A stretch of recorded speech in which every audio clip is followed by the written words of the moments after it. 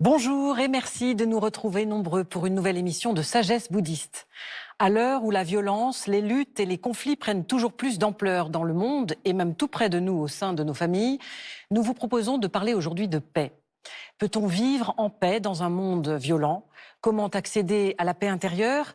Et peut-on faire déborder de soi la sérénité acquise pour la transmettre? Ce sont autant de questions que nous poserons aujourd'hui à notre invité, Lama Jigme Trinley Gyatso, que nous avons le plaisir de retrouver sur ce plateau. Bonjour Lama Trinley Gyatso. Bonjour Sandrine Colombo. Alors, vous êtes moine dans la tradition Drukpa, vous êtes le responsable des centres Drukpa Vendée et Drukpa Grenoble. Vous êtes le coprésident de l'Union bouddhiste de France et vous êtes engagé dans le dialogue interreligieux, interculturel. Vous êtes aussi aumônier bouddhiste en milieu hospitalier, notamment dans votre région, en Vendée. Et puis, vous êtes auteur et poète avec à votre actif près d'une vingtaine d'ouvrages publiés. Merci de répondre aujourd'hui à nos questions. Avant tout, est-ce que vous pouvez nous définir ce que c'est que la paix? Alors, la paix peut se définir de plusieurs manières. Peut-être d'abord dans un contexte ordinaire. Voilà, c'est une situation qui est sans conflit, sans trouble, sans violence. Du point de vue philosophique, on va plutôt parler d'un état intérieur empreint de calme. On va parler de calme de l'esprit et de calme du cœur, de paix de l'esprit, paix du cœur. Et puis, du point de vue spirituel, on va parler d'un état intérieur sans agitation, notamment sans agitation mentale, sans agitation émotionnelle non plus. Est-ce que l'un de ces trois niveaux que vous venez de nous expliquer se rapproche du bonheur? Oui, je pense que les trois niveaux se rapprochent du bonheur puisque c'est ce que l'on recherche en général. Je pense que la plupart des êtres humains recherchent la paix et l'identifient au bonheur. Qui voudrait vivre avec ses ennemis, avec des ennemis? Et en fait, la paix aussi est bien sûr souvent conditionnée, et conditionnée par notre propre rapport au monde et notre rapport aux autres.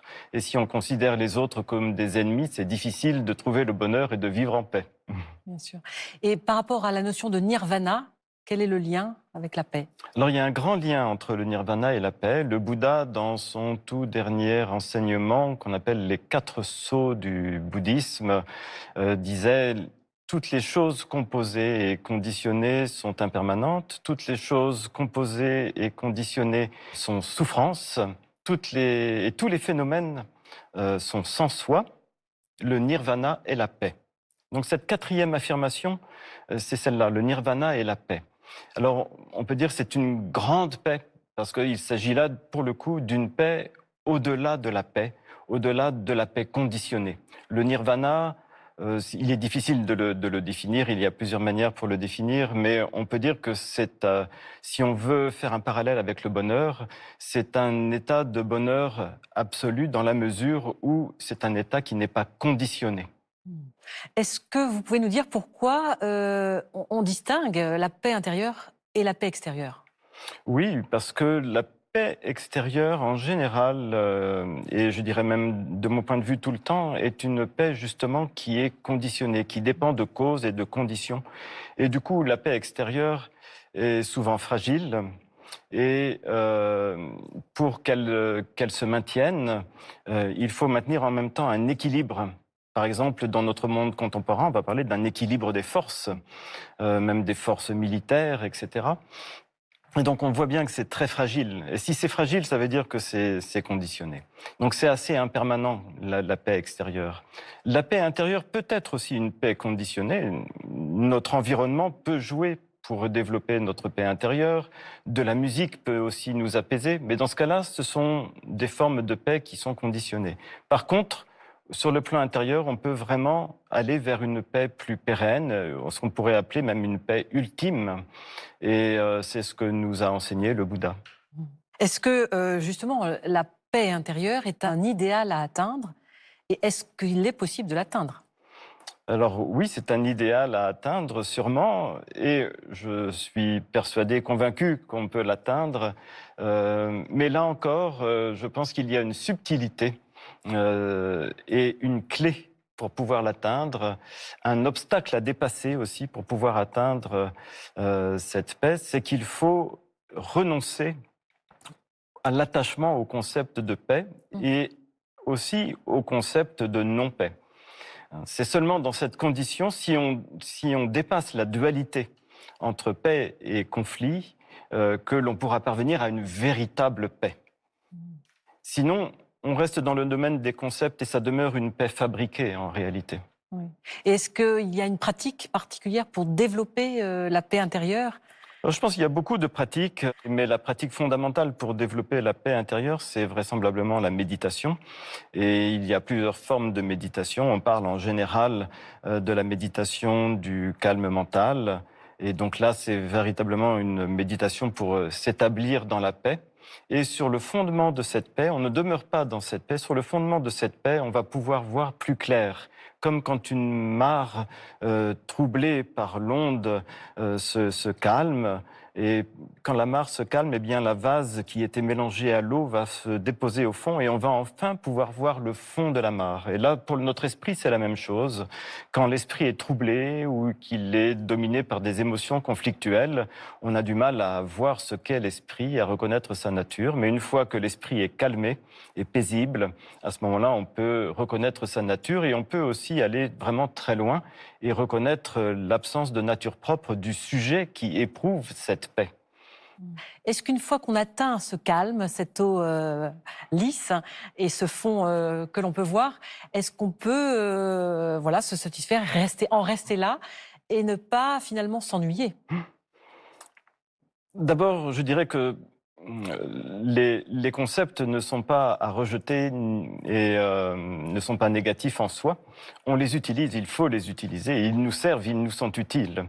Et dans ce cadre-là aussi, dans le cadre de la paix, donc quand la paix s'installe, si jamais l'ennui naît, alors peut-être c'est le signe que ce n'était pas une véritable paix.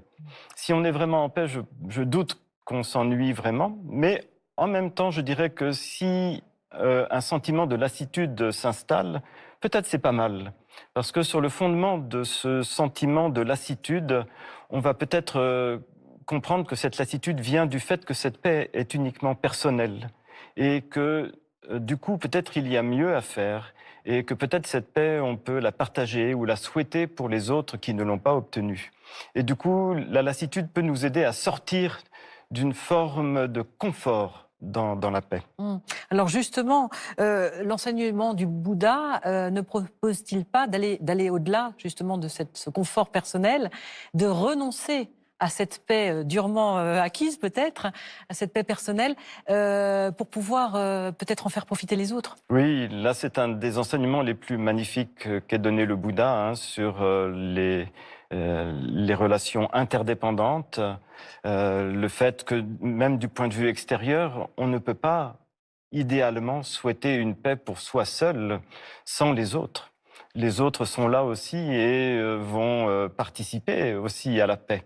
Donc on ne peut pas rester cantonné sur sa paix personnelle. Et puis les bodhisattvas, par exemple, sont ceux qui justement, effectivement, renoncent à la paix personnelle pour développer l'altruisme, l'amour et la compassion, et même souhaiter que tous les êtres obtiennent cette paix intérieure avant eux-mêmes et obtiennent l'éveil avant eux-mêmes. Oui, vous pouvez nous rappeler justement ce que c'est qu'un bodhisattva et est-ce que lui, le bodhisattva, a atteint la paix?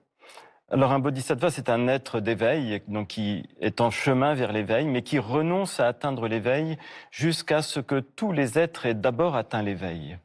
Et le bodhisattva, bien sûr, peut se situer à plusieurs niveaux. Il y a différents niveaux de bodhisattva. Il y a des bodhisattvas qui sont très proches de l'éveil, qui sont à la limite de l'éveil, mais qui y renoncent, qui retardent ce moment pour aider les autres. Et puis, il y a des bodhisattvas qui sont comme des bodhisattvas débutants et qui s'entraînent à aider les autres et à développer justement cette sagesse qui va leur permettre de développer encore plus d'amour et de compassion. Est-ce que ce dévouement pour les autres, c'est ce qu'on appelle le bouddhisme engagé? Oui, on peut dire cela. Après, je me demande s'il y a vraiment besoin de me rajouter une étiquette, donc dire bouddhisme engagé, mais de fait, je pense que les choses se font naturellement. En tout cas, sur le chemin de la pratique intérieure, sur le chemin des bodhisattvas, les choses se font vraiment naturellement. Et il n'y a pas besoin de créer ou de vouloir quelque chose en plus. À partir du moment où il y a sagesse et compassion, l'action, l'action bienveillante envers les autres découle naturellement, spontanément. Mhm. Parce que parfois, on se demande si justement un bouddhiste qui vit en ermite, qui travaille pour sa paix intérieure, dans quelle mesure aide-t-il les autres? Alors, il aide les autres parce la motivation avec laquelle il travaille sur sa paix intérieure, c'est justement ensuite, une fois obtenu cette paix intérieure, de pouvoir aider les autres. Et puis, je pense que les ermites aussi et les grands yogis ont une capacité spirituelle avec leur amour, leur compassion rayonnante, leur sagesse rayonnante qui est au-delà de notre imagination et qui peut avoir sûrement, vraisemblablement, un impact, une influence bénéfique et positive sur le monde. Mhm. Pour conclure, la Matrinlé, je crois que vous vouliez nous citer quelques vers à propos justement de la paix. Oui, tout à fait. C'est le dernier quatrain que l'on fait dans ma lignée, qui a été écrit par Kunkian Pema Karpo, le quatrième Gyalwang Drukpa, et qui dit ceci: renonçant à toute idée de bonheur et de paix personnelle, considérant avec amour les êtres innombrables dans l'espace infini, puissais-je les guider sur le chemin de la libération. Un extrait de cette prière donc, qui fait le vœu de la libération. Est-ce que vous pouvez nous en dire un petit peu plus?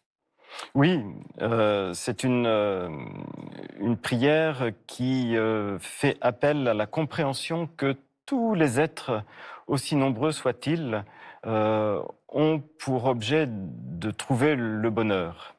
Et le Bouddha nous enseigne qu'il faut se mettre à la place des autres et comprendre aussi que tous les autres cherchent le bonheur. Nous ne sommes pas les seuls à chercher le bonheur. Et donc c'est vraiment dans ce cadre-là, avec cette compréhension-là, que on peut faire ce souhait, cette prière et travailler au bien d'autrui.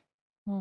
Est-ce que ça veut dire que, en fait, quand finalement résonne le cœur de quelqu'un qui pratique, ça déborde sur les autres? Tout à fait. Tout à fait. Il y a vraiment une expansion du champ de conscience et du cœur. Pour nous, le cœur et la conscience, voilà, sont pas vraiment séparés en fait. Et effectivement, il y a cette expansion du champ de conscience vers tous les êtres et vers la compréhension que le seul but de tous les êtres, c'est de trouver le bonheur. Et dans ce cas-là, on ne peut avoir qu'une seule aspiration, c'est d'aspirer au bonheur d'autrui, parce qu'il est plus important même que le nôtre.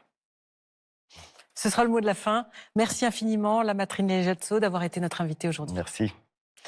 Avant de nous quitter, voici quelques propositions de lecture. Plaidoyer pour le bonheur de Mathieu Ricard chez Pocket Éditions. Mathieu Ricard démontre comment l'aspiration au bonheur est universelle et nécessaire et que c'est en nous et vers les autres que l'on peut progresser vers ce qui rend durablement heureux. L'infini pouvoir de guérison de l'esprit de Tulku Thondup, édition Le Courrier du Livre. Cet ouvrage propose un enseignement sur la façon de transformer les émotions en énergie de guérison selon les préceptes bouddhistes, avec des exercices de méditation portant sur la respiration et sur la visualisation. Le doigt qui montre la voie de Yeshe Chöda Rinpoché, édition de l'Astronome. Il s'agit d'un recueil d'enseignements généraux sur la voie de l'éveil, transmis par ce grand maître tibétain de la lignée Drukpa, qui s'adresse à tous ceux qui aspirent au bonheur. Voilà, l'émission touche à sa fin. Vous pouvez la retrouver durant un mois sur la plateforme de France.tv. Merci à tous de nous avoir suivis. Très heureux dimanche et bonne semaine.